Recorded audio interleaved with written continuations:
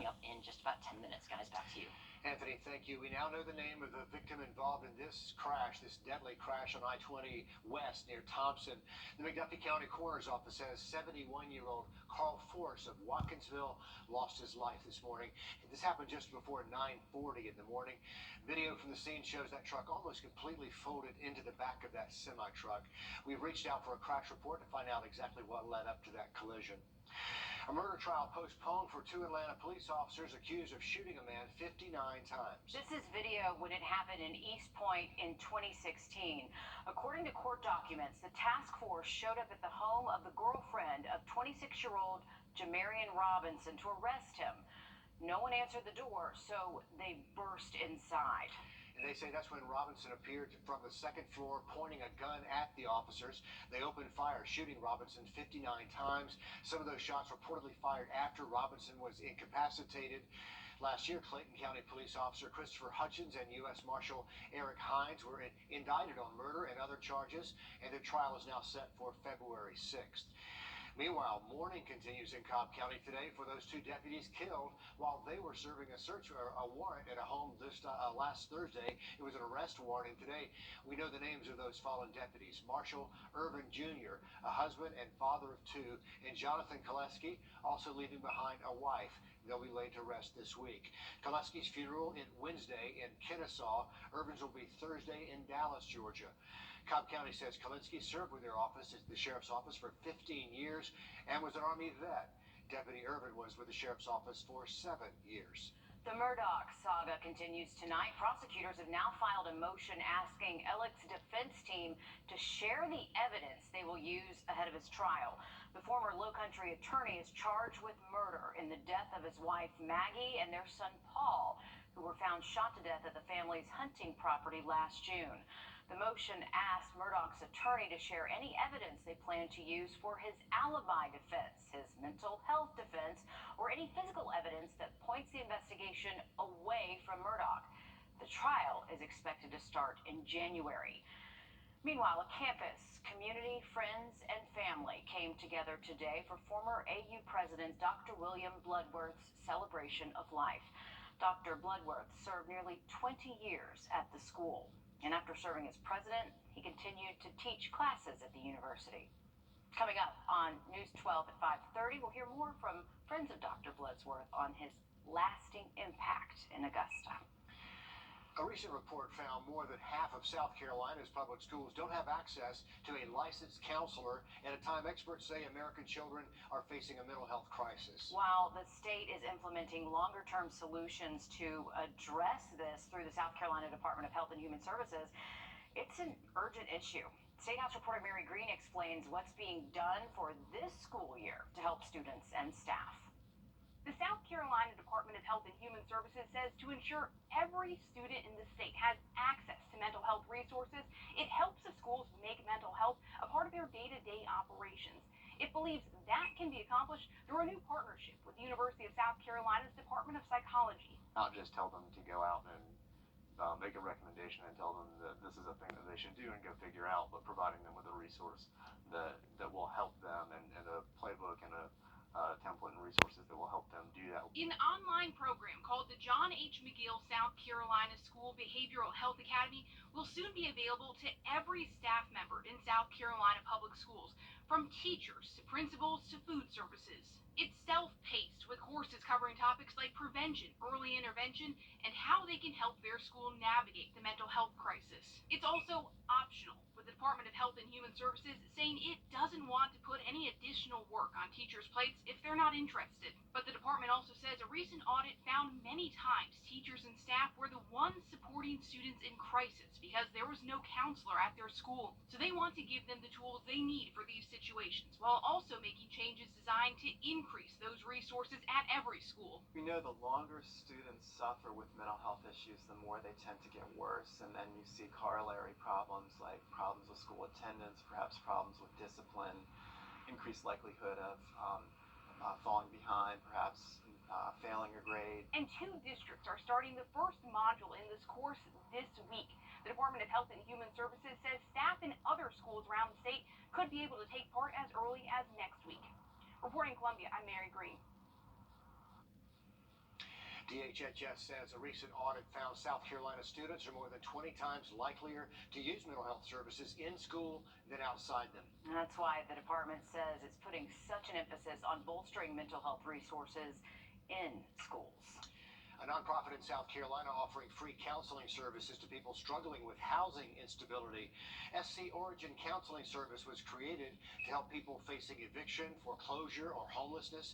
Latasha Francis of SC Origin says the program is open to anyone who needs help. She says they're trying to provide hope and create stable communities today and for generations to come. When you're overwhelmed with finances, it's very hard to kind of see the overall big picture, but we help you design that big picture, that there is a light at the end of the tunnel. We're here to help. We're your advocates, and we're going to guide you through counseling, through education, through budgeting, and through just being your biggest support team. We have the number here. If you want to apply for the program, it's 843-628-2301. Still to come, first at 5, the search continues for a pilot after a plane crashes into Lake Hartwell over the weekend. We'll take you there for the search. As we continue on through this evening, we're going to continue to track a few more scattered showers out there. The heaviest of the rain right now in some of our southern counties. This is going to continue to move off to the east, and then we got one more band of showers that's going to move through the Augusta area a little bit later on tonight. That full forecast coming up next. And Queen Elizabeth has started her last great journey. We have these stories and more when we return.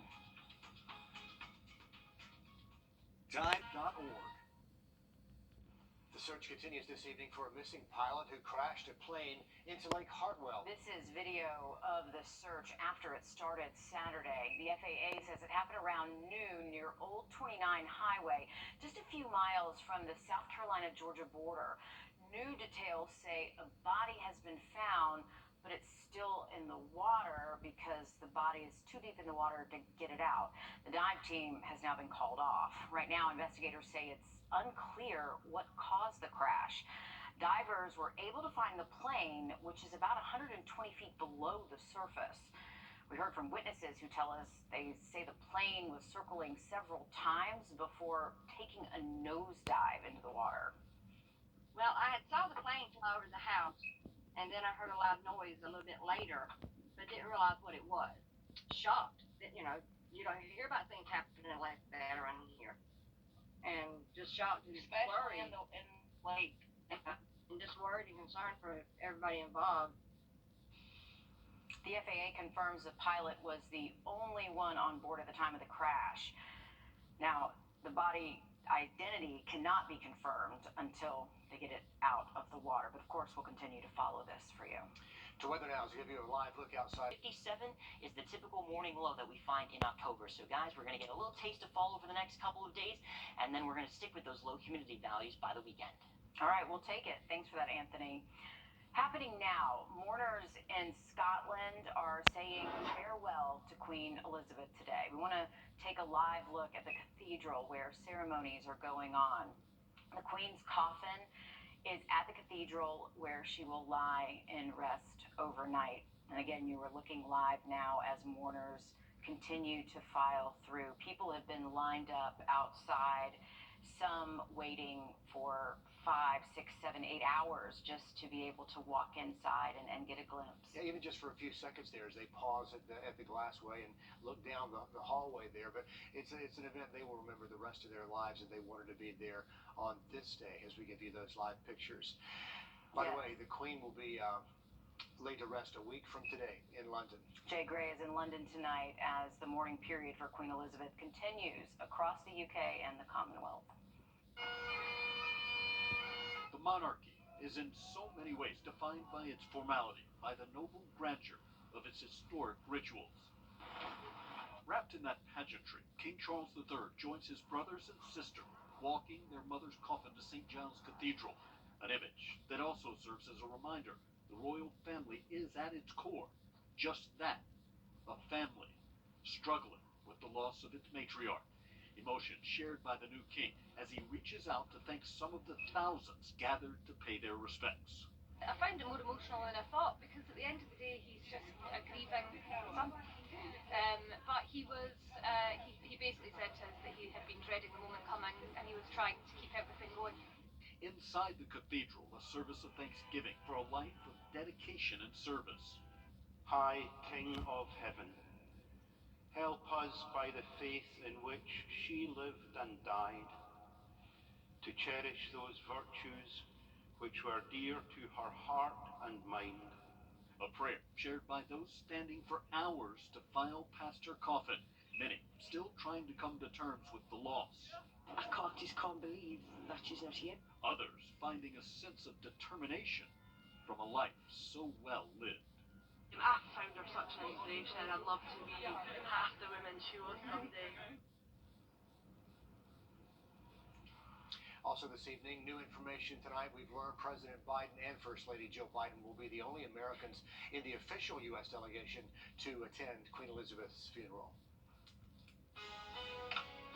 Just ahead first at 5, how to avoid getting ripped off by scammers posing as your utility company. It happens more than you think. Keep it here. That's the strong arm.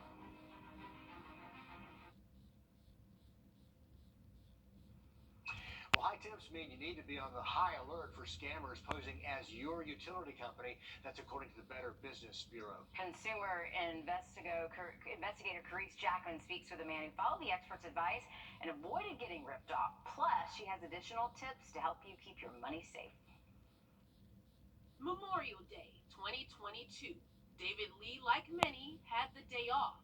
So when his phone rang, he says he was surprised who showed up on the caller ID. I thought, well, that's odd. Why would Centerpoint Energy call me on a holiday? Lee says the caller on the other line told him that his electricity was getting cut off because of non-payment. I took my phone and looked at it and said, no, that can't be right. So he did what every consumer expert recommends you do. I said, well, is there a phone number I can call you back? I'll check this and call you right back. And they said, oh, it's on my caller ID. I said, okay, great. And then I was disconnected. Lee says he then went online to double check his account. Everything was fine. When he called the number from his caller ID, he got the real Centerpoint and an automated message telling him to call back during regular business hours. And I thought, wow, these guys are good because they're using not only Centerpoint caller ID, but they're also spoofing Centerpoint's callback number. We reached out to the real Centerpoint, and they sent us this notice. It's the same one they sent their customers, warning about the fake calls and imposters, and urging customers to remain on high alert.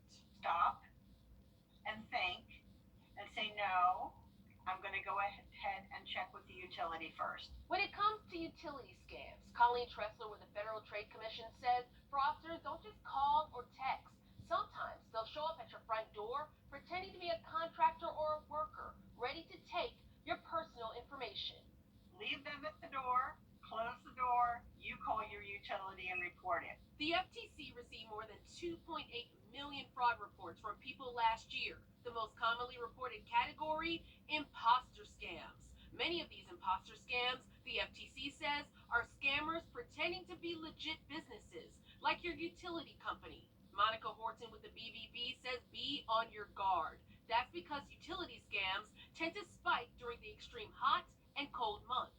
The crooks follow the headlines, and they are going to try and hook you and scam you whatever way they can. Along with always getting a callback number, the BVB says if you get a call, be on the lookout for pressure to pay immediately or to pay via wire transfer or gift card. With this watching your wallet, I'm Carice Jackman. Canty can fix your sink.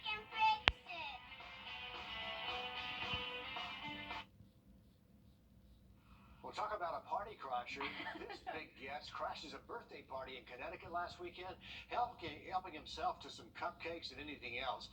Laura Durst was having a party for her 2-year-old son when that grizzly bear pops up behind the guest and just starts sniffing her. Well, I mean, if you have cupcakes, come on. Most of the guests ran away, as they should. Others got into their cars and honked their horns. Some were just yelling at the bear to try to scare it away, but the bear was unfazed. Yep. Yeah, the bear likes cupcakes, but the bear got left after it got full. I mean, look at it. It is going to town. It is loving those cupcakes. cupcakes. I feel like I'd be the same way too. If I'm going out, I see all those cupcakes, and someone starts yelling at me like, no, I'm gonna keep eating all those cupcakes. The Bears thinking see you at the same time next year. Yeah. Happy this time, birthday. We'll come back in a little bit later, Yeah. get some more, maybe have a full cake instead of the cupcakes. What are you gonna do? Pretty funny video there for sure. Well, as far as those shower goes, we got a